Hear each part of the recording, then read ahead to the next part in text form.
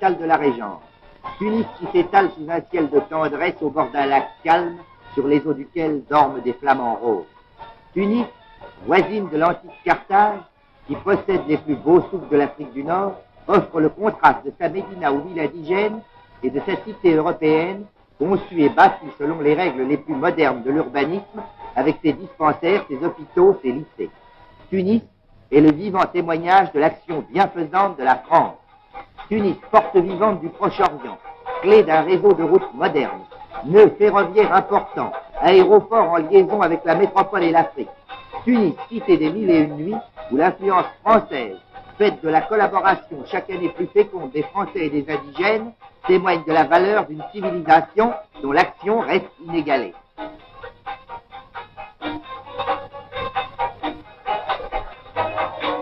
De minaret en minaret, au-dessus de Tunis, comme de toutes les villes musulmanes, les muezzins appellent à la prière en ce début de la 9e lune de l'année, qui marque le commencement du jeûne de Ramadan. Dès lors, pendant 29 jours, les musulmans ne peuvent ni manger, ni boire, ni fumer, depuis le lever jusqu'au coucher du soleil.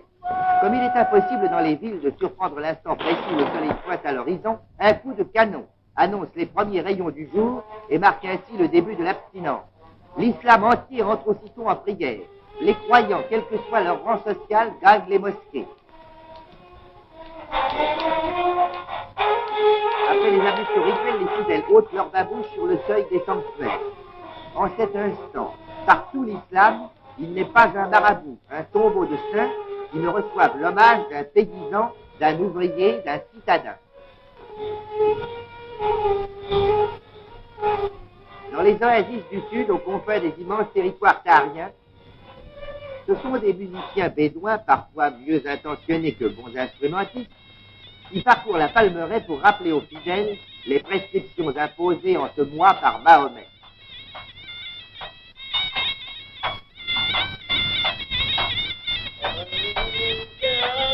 Au milieu de groupes fervents, les savants lecteurs de Coran commentent le livre saint et transmettent par traditions orales, depuis le Moyen-Âge, maint rite secret des confréries religieuses.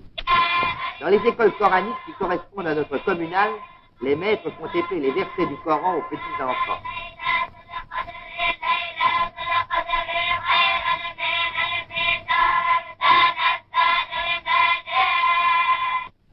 Aux 6 appels quotidiens des muezzins, les fidèles, où qu'ils soient, dans les mosquées, chez eux, ou isolés dans le bled, tombent à genoux, se prosternent, le corps dirigé vers la Mecque, et tout musulman est tenu d'aller en pèlerinage une fois dans sa vie.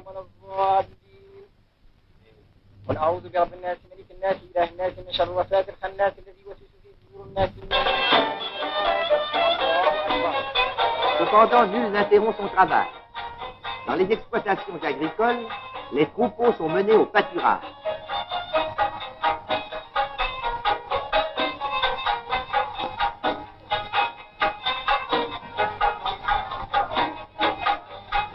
Au moyen de cette antique charrue, le paysan trace son sillon. Les tracteurs défoncent les champs immenses que le génie français a conquis sur le désert pour le bien-être des populations indigènes. Les machines agricoles les plus modernes préparent les moissons splendides qui vont lever de ces terres fertilisées par nos ingénieurs. Dans leurs échoppes, les merveilleux artisans indigènes continuent leurs travaux. Le potier pétrit l'argile qui sera illuminée de vives couleurs. Les cordiers sont à l'ouvrage.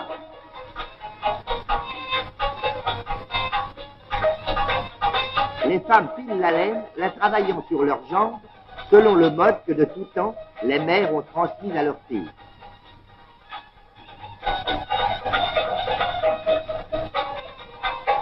Sur ce métier, des ouvrières, qui sont des fées patientes, fabriquent des tapis aux somptuosités multicolores.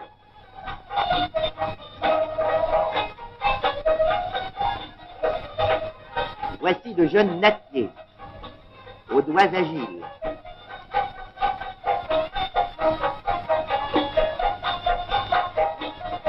Dans cette école professionnelle, sous la direction de professeurs indigènes, ces enfants apprennent à travailler l'alpha.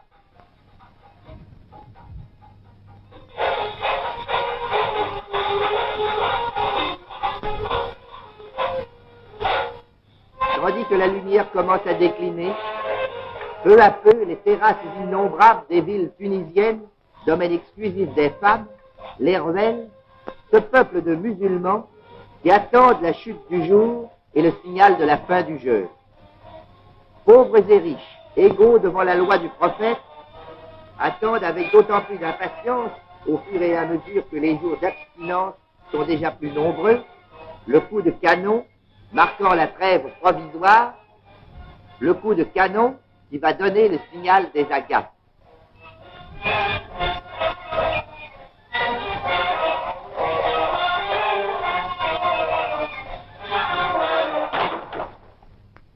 Et jusqu'à l'aube, les trois grands plaisirs du Tunisien sont permis. Fumer une cigarette, boire le café en devinant avec des amis,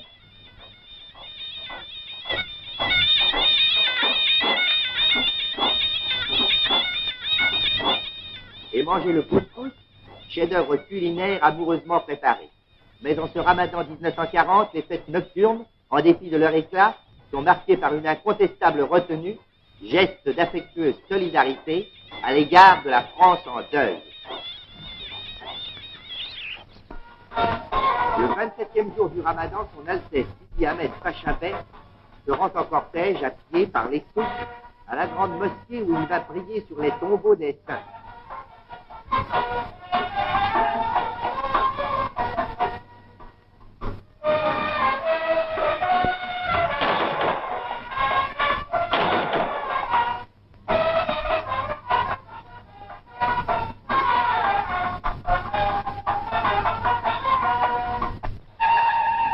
La cérémonie terminée, son Altesse le Bey prend place dans sa calèche et par les rues de la capitale, salué par son peuple, regagne son palais.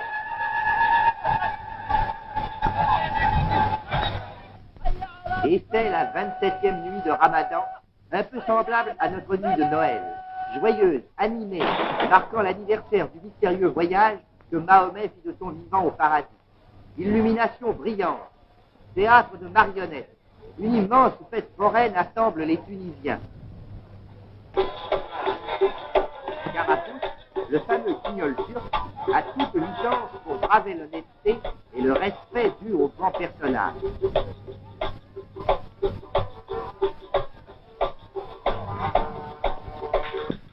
Dans les cafés envahis par un public brillant, chanteuses et danseuses se succèdent sur les estrades improvisées au son d'orchestres qui déchaînent les rythmes les plus endiablés.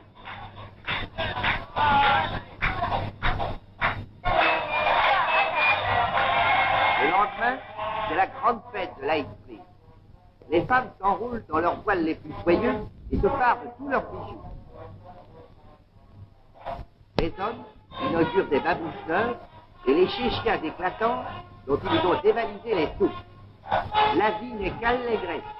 C'est le jour où dans toutes les familles, les enfants reçoivent des cadeaux. Maîtres et serviteurs, chefs et subordonnés, tout le monde s'embrasse dans les rues pour se souhaiter une année prospère et les pires ennemis ne se refusent pas le baiser de la fête.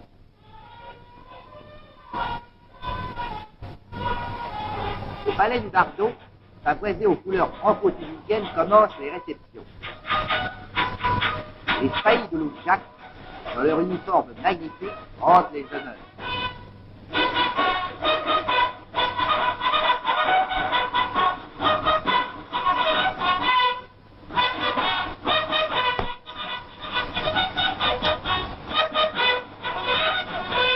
Le représentant de la France, le résident général amiral Esteva, dont chacun sait dans ce palais de quels exploits il a enrichi l'épopée de notre marine, escorté d'officiers de toutes armes, introduit par un ministre, vient apporter les vœux de la France au Bey qui l'accueille dans la grande salle du trône.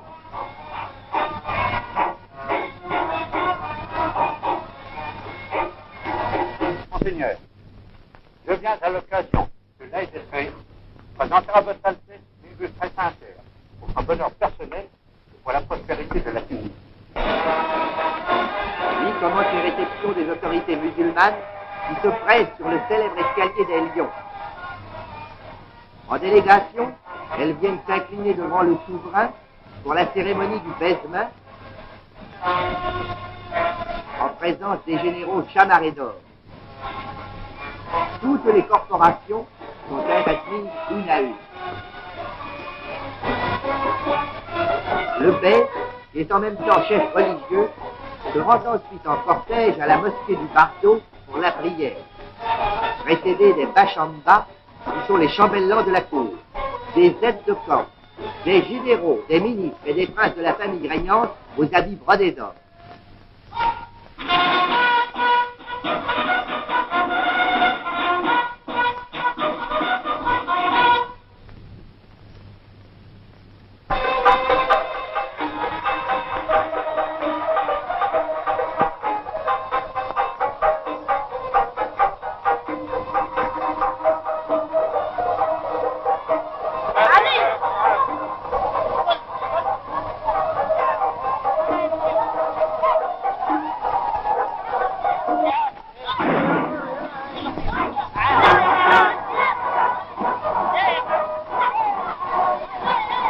Dès que la cérémonie à la mosquée a pris fin, son Altesse le bey regagne son palais. Les fêtes officielles sont alors terminées. Déjà le ramadan n'est plus qu'un souvenir. La joie populaire se donne libre cours. Le jeûne est fini.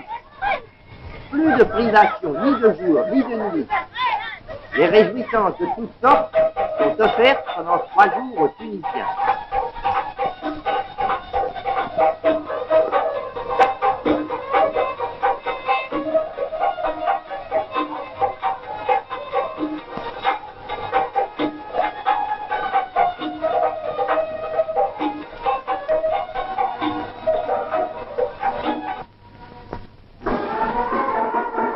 Ainsi, la France soutient les peuples musulmans qu'elle administre et qui ont versé leur sang pour elle, dans cette fidélité à leur foi et à leur tradition qu'elle tient pour la plus haute source de leur vertu. Elle a partagé en ce jour, pour eux solennel, la confiance qu'ils ont manifestée dans l'avenir et en la miséricorde de Dieu.